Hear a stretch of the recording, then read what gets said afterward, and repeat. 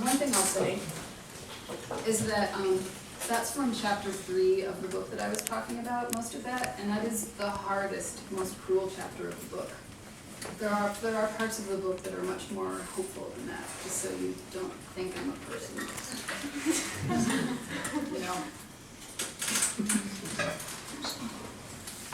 There's also the bookstore was able to stock one of Joe Stauffer's books, and if more people are interested, they can stock more. So. I'm sorry it's not in paperback yet. Also, but I do have a discount code if you want to order it from Columbia University Press. But you could also just get it from the library for free.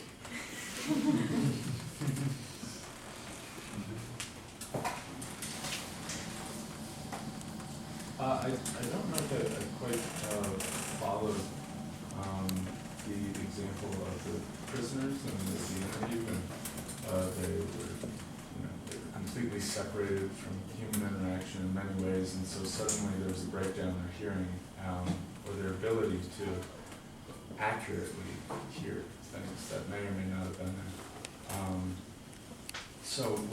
But I'm curious if you were trying to make a rhetorical connection to people that are speaking out and can't be heard, or can there even be a jump made to, because that story involved listening so much, is there some sort of like self-isolation that people undergo while they're listening to someone's testimony?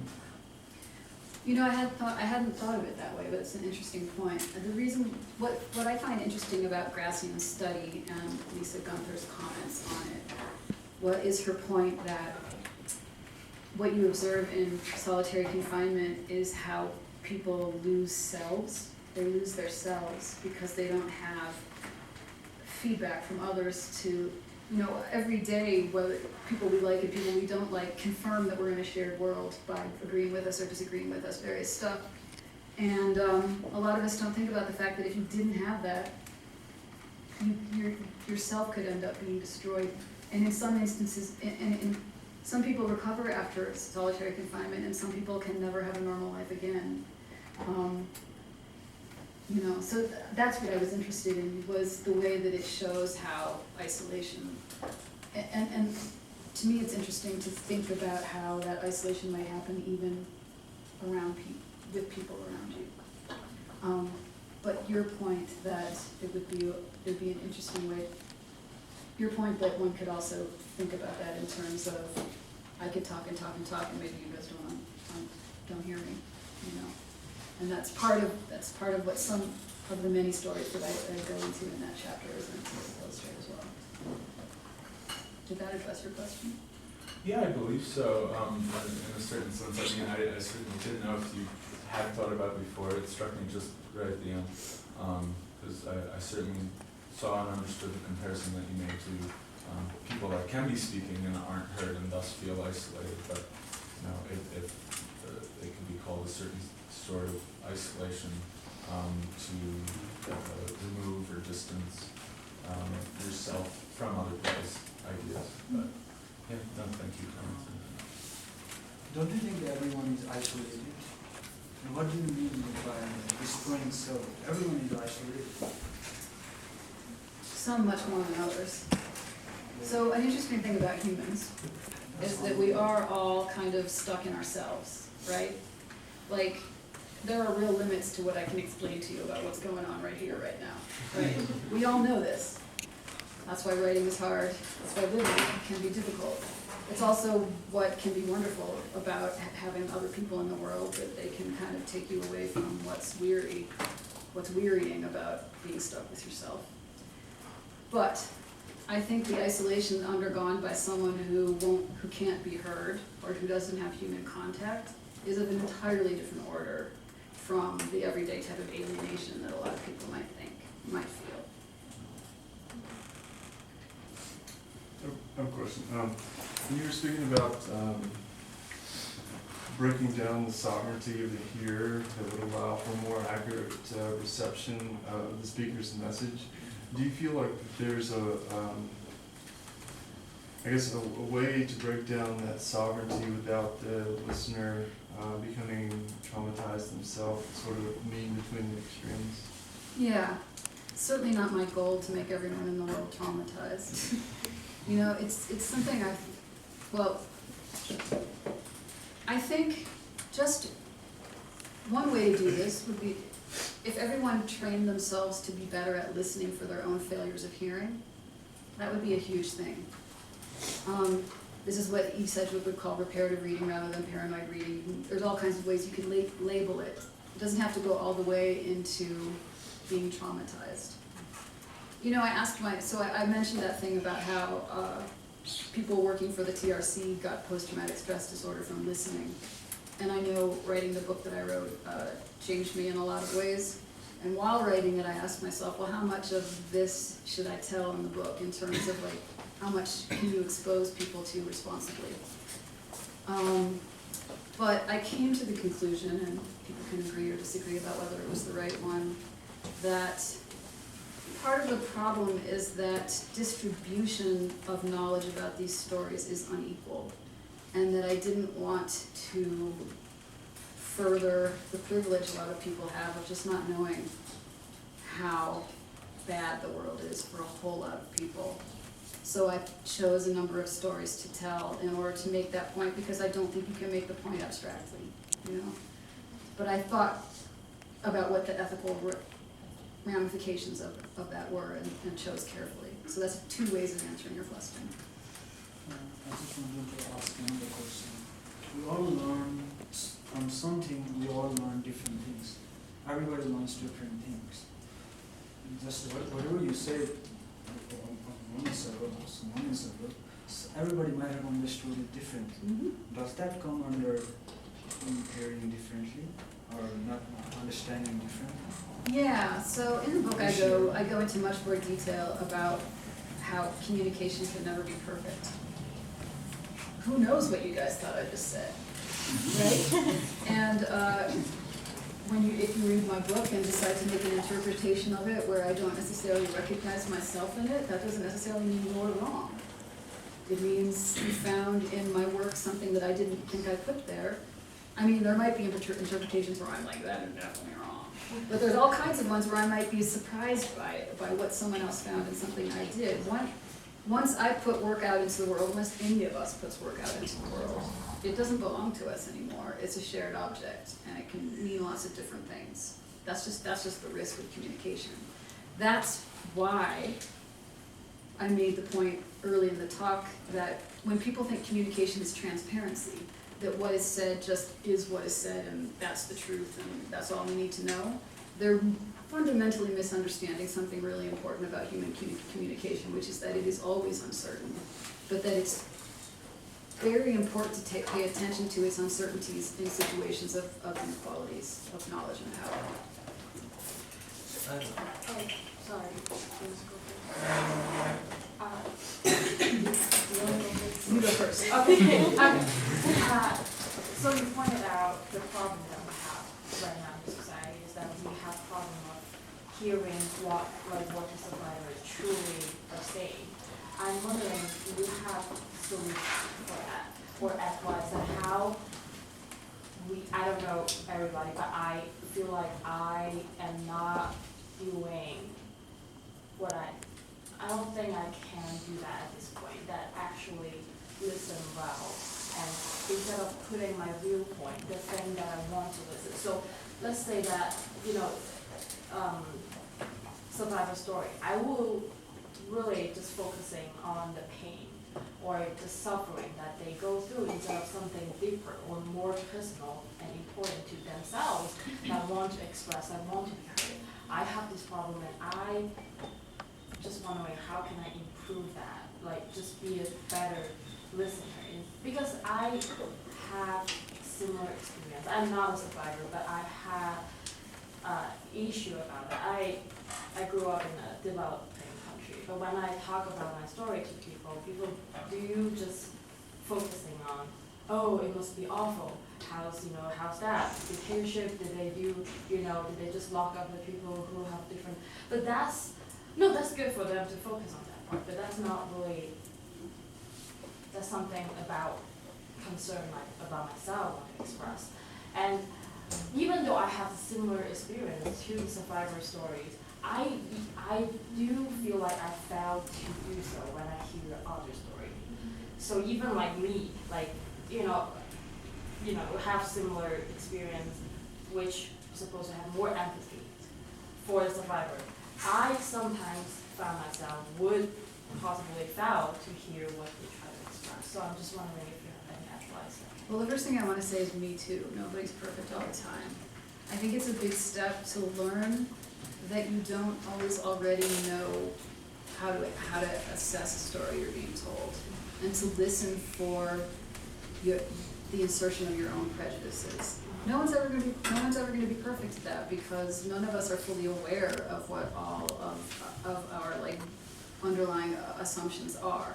But one thing that this type of liberal arts education is good at is teaching you to be self-critical and to think about ideas in that way. So that's one thing.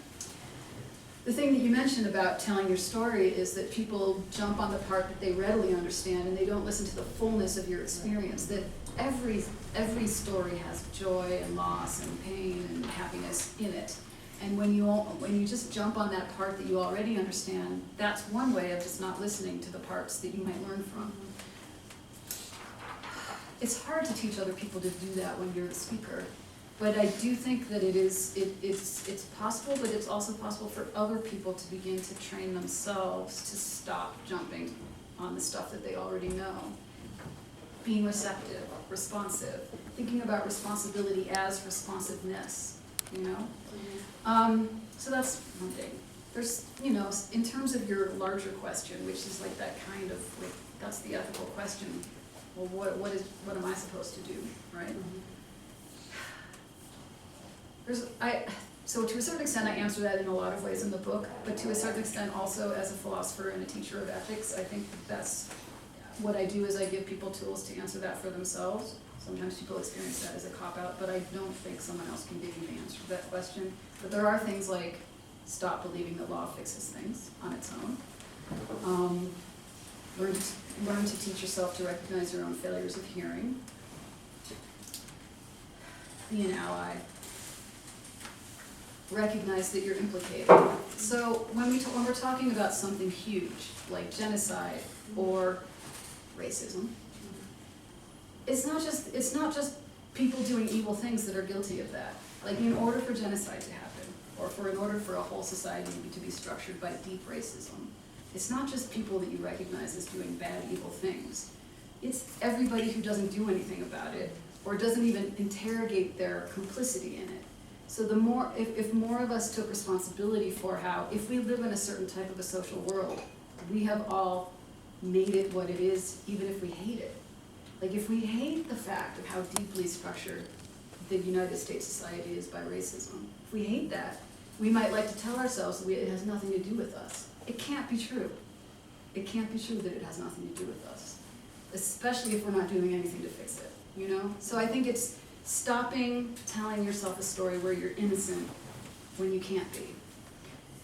And that becomes a little bit less threatening when you stop thinking that innocence and guilt have to do with like legal culpability.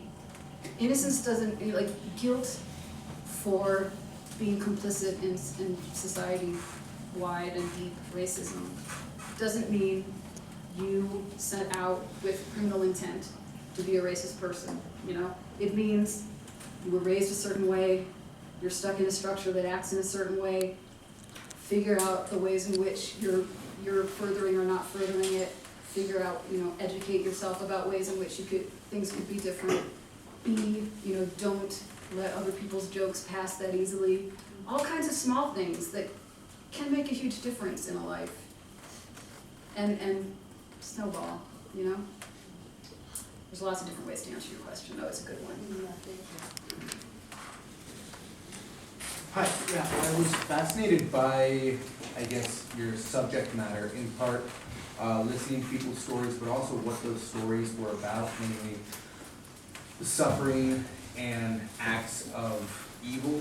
I was wondering, what do you think that philosophy can gain from the study of, I guess, people suffering and the examination of evil, because it's not something that we really much of here. Well, there's a lot of resistance in certain schools of philosophy to applying philosophy to what gets called real world problems. I don't think there's anything wrong with wanting to do philosophy that is concerned with, you know, some historical problem posed by Hegel or an abstract question of epistemology or philosophy of mind. I don't think there's anything wrong with that. Life of the mind is something that's very important to me. I, however, am most moved to use my way of philosophizing to think about the world. And I think they're both equally valid paths. I think you'll find more people doing that in continental philosophy than analytic. I'm not sure if there's a why. You know, I'm not sure why that's the case, but it does seem to just empirically be the case. I don't know if it's related to the topic we're discussing, but do you think that human rights are really for human rights? Because if they were really, there would be no war. If there is a war, and then they have their work, human rights. People who are working in the human rights, they have to work when there are violations of human rights. If there are no violations, what would they do? Do you think they are related? Well, I mean, that's the humanitarian question about how the goal of most humanitarian work is to put yourself out of a job. If they You really know? worked, I mean, there's all kinds of ways in which human rights can be critiqued as a discourse, right? It is an enlightenment discourse. It makes some of the assumptions about autonomy that I was trying to undermine in my talk.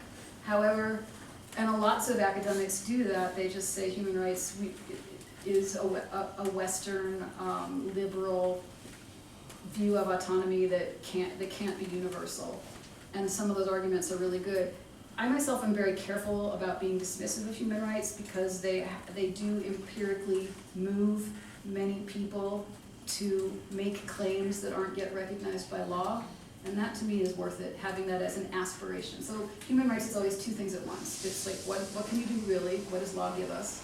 Sometimes it gives us some things. But also, human rights can give us that goal. Like, oh, what should law give us that it doesn't yet give us? So I think there's two different ways to look at it. So I have a question about how to be understood. So as a foreign national and like someone who is an immigrant in the United States, I personally experienced a lot of encounters of racism even on this campus. And there were a lot of encounters that I had when I was not understood, and when I expressed anger that was turned into an attack on me, that I should be expressing myself better, that it is just wrong to address my opinion in a way that is not heard. How do you think about addressing this like emotional part when you are talking about your experience? And also, I guess another struggle that I have is I have a really hard time understanding whether trimming down my experiences so that it would be more palatable to others. Like, how can we understand those kind of problems? Yeah, you know, I think it's a fairly common thing that in a difficult conversation where there might be cultural difference or just a difficult story, people will want to have it put into a digestible format. And sometimes when that's not offered, people can get mad because they don't know what to do with it. And that's, you know, when I was giving that list of ways in which you might defend yourself from hearing something you don't want to know from Dory Laub, like one of them was like, you know, defensiveness and anger directed back at the person who's provoking in you the defensiveness. I mean, if a community like this can't work through something like that, then I do not know what the world can offer, right? But I also think, I don't know if this is ironic or not, but it's precisely a community like this where it can be difficult for that to happen because you guys all want to believe that you already have the tools to have these conversations. But if you were to interrupt that assumption every now and then, it might let better conversations happen. And again, it's putting a lot of demands on everyone, but like, being a human is hard, you know? It's not hard every single day, but like, sometimes really difficult things have to be discussed, and it has to be difficult to do that. And often the people who want it to be easy are the people with the least to lose. And if those people reminded themselves more often to interrupt the defensiveness, etc., that seems to me like it would be a move forward. We have similar problems at Haverford, by the way. I'm curious about the story you told, the apartheid story you told, where resistance was diminished just to recognizing the suffering. I'm also curious about instances of the reverse, like, you know, one of the questions that was repeated over and over at the Eichmann trial is, why didn't more people revolt? And so then, you know, people were brought to the testimonial stand to give, to portray a genocide as if it was possible to revolt, when in actual scenario, like, you know, that it was an impossibility. And I guess I'm curious about the tendency to uphold the status quo by diminishing revolt when it happens because suffering is necessary, and then also when suffering happens without revolt, say, why didn't it happen? And, you know, both of those diminish the responsibility, and I like how you emphasize responsiveness and responding in that term of the person that is listening. But when, I guess if we were to really think about testimonial and to really think about bearing witness to an event as a sort of resistance or as an act of resistance, then it's impossible, or it's like that. I don't know,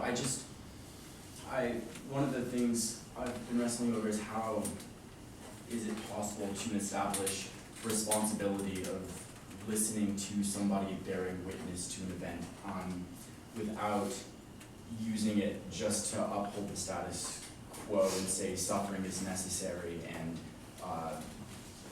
I'm not expressing myself well, but I wonder if you would say something about the tendency of a society to look to resistance where there is none, and then look to suffering where you do find that. Yeah, I mean, I think what you're pointing to in both of those cases, the TRC and the Eichmann trial, are people wanting a somewhat easy way to understand something that's complex, you know? Like, how could you let something that huge happen and not rebel? That's easy for someone who has never been in the middle of a situation like that to imagine would be the only possible response. And it's not the case that there were no Jewish communities that rebelled, right? But conditions on the ground were such that it was like, am I gonna die sooner or later? And you can't blame people for wanting to see if maybe they could survive by not dying right away. At least I can't. You know, so I think sometimes it's truly not understanding what it's like to be in a desperate situation. Sometimes it's not wanting to understand, not wanting to do the work of trying to empathize with something that would be painful to understand. And it's understandable that you would resist that, but I think for people that care about, that come to talks, label things like this, you know, those are the people that we want to teach to learn for their own failures of hearing, like to listen for their own failures of hearing. It's never going to be the case that there's always going to be a lot of people in the world who do not give a shit about any of that. It's the people that do that we want to start thinking differently about responsibility.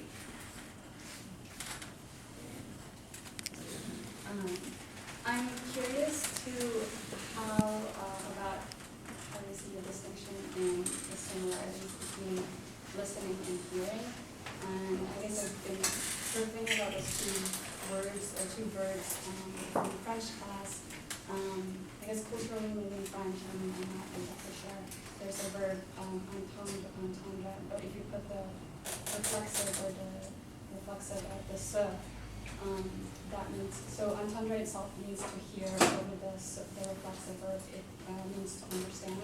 And then there's also écouter, that means to listen. And so I guess as a non-native English speaker, I'm just curious about kind of trying to understand, especially when you said, and I've heard this also in response from other people about learning how to listen well or learning how to listen well and hear better in order to get kind of understanding.